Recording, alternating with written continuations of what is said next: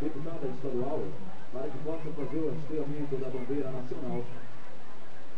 Quero convidar o nosso prefeito municipal, Edmauro Farias, para que possa fazer o hasteamento.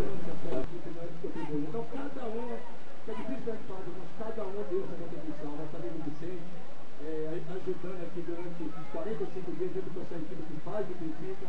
Então, está com certeza ajudando para todo mundo de parabéns. Então, espero que Deus nos conceda para que essa festa seja uma festa verdadeira, como está começando desde ontem, com a integração da nossa população, com todo o respeito que cada um tem. Aqui é uma competição que seja uma competição saudável, salutar, para que na verdade a gente demonstre para essas pessoas que estão aqui.